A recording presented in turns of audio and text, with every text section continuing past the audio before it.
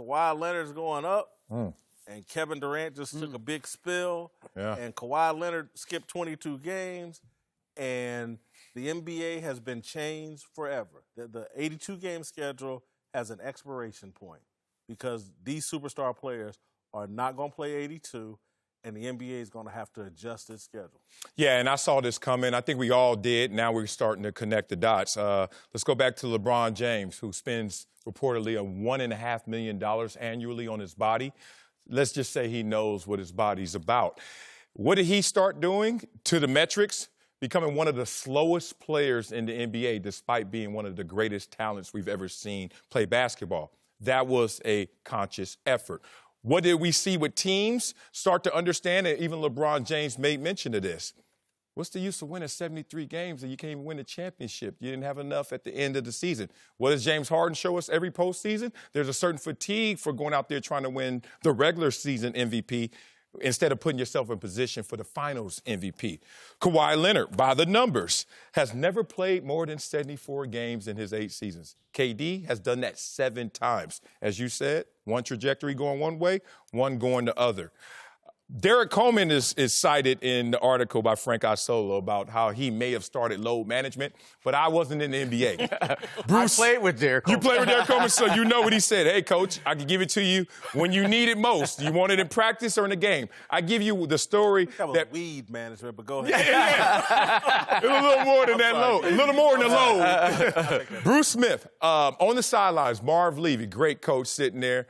And Bruce was sitting there just being a veteran, being a Hall of Famer, getting mental reps more than physical reps. Marv wanted him to step it up, set an example. Bruce said, hey, Marv, I could give it to you when you want it most. Is that Wednesday or Sunday? Is that Thursday or Sunday? Is that Friday or Sunday? Because I'm only going to give it to you once.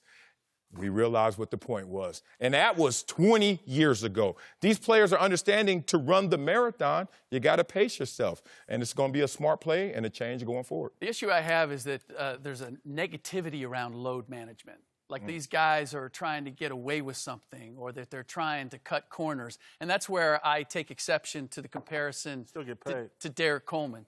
Still get paid, but what's the smart play? Pay full price for the tickets. That's where the complaints are coming from. I understand the complaint. But I look at Kawhi Leonard and I look at Derrick Rose and the decisions they made and not to play. Kawhi Leonard may be on the precipice of winning Finals MVP and winning a championship. Where's Kevin Durant? Because he gave into the other. He gave into the noise.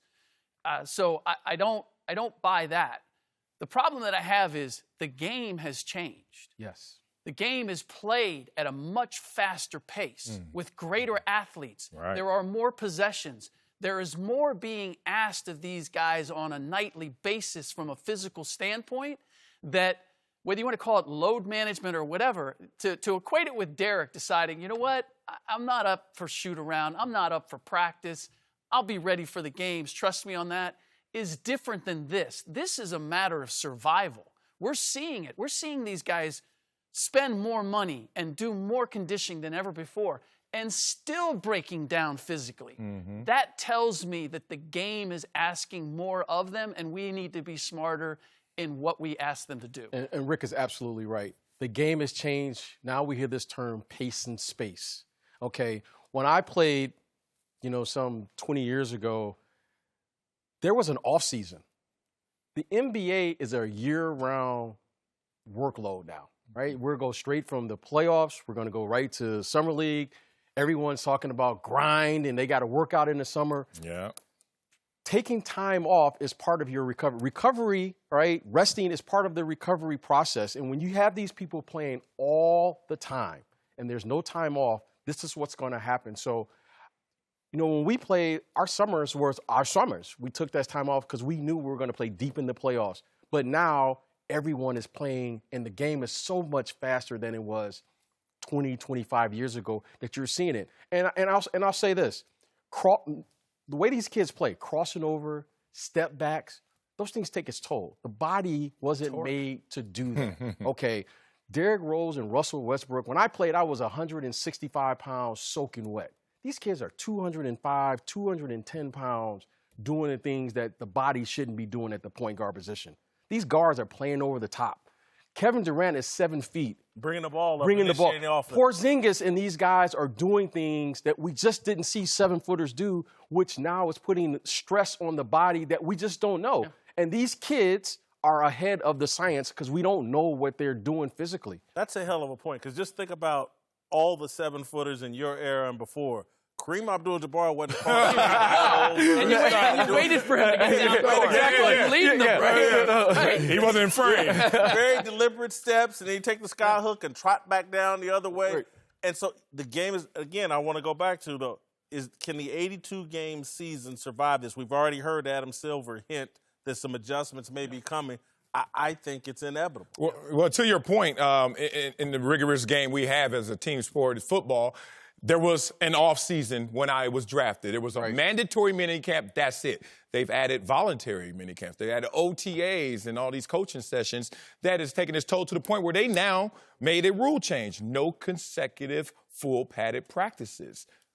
Now you see Kawhi Leonard, who says, this year I had no consecutive game back-to-backs. So what you have to do is, if they're not going to change it by the aggregate number of 82, then you're going to edit it. So, yeah, going forward, load management has to be the way. What's really interesting is that they're going to introduce this mid-season tournament idea, and I don't know how you do that around the All-Star game without reducing the stress elsewhere. You can't. I mean, that's where it's the great injustice in football. You want to add 2 more games, and we'll pay you a little bit more money, I'll take and it. we're going to take the quality of the game even further down.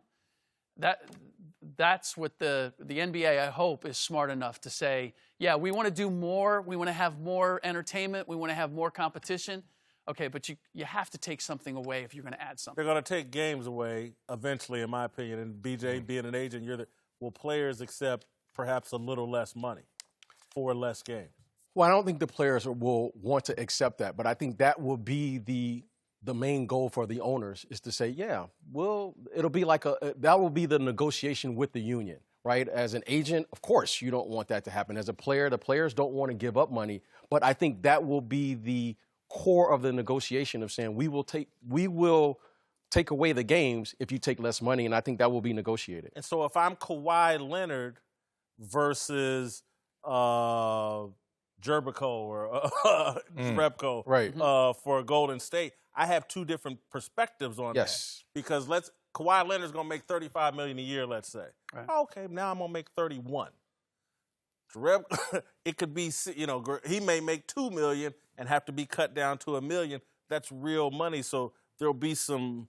Yeah. But I get the superstars are always going to win. Yeah, well, they're going to win. This is always going to be a star league. But what I think the owners will compromise will be the length of the contracts. You won't see as many 4- or 5-year contracts, and they'll reduce them, because you're beginning to see that now with 1-year, 2-year deals, which will somehow they'll figure out, what will be the best moving forward for all the teams. Well, tell me this, because it hasn't come to a head yet, because the network contracts are already on the books. Right. So guess what? Right now, the owners make money 2 ways, mostly from the television contracts and then in-game experience. They want 41 home games, parking, concessions, ticket prices, memorabilia. Now you start to take that away. So it's one thing to say Kawhi won't be here, but people still going to show up to the Raptors arena. Now, there's just not a game for me to make that extra money. I think that the owner's going to balk at that a little more than we anticipate. They probably will. There are other revenue streams, though, that they can exploit globally.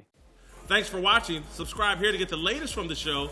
And be sure to check out more of the best clips from Speak For Yourself, or go watch a few segments from our other shows on FS1.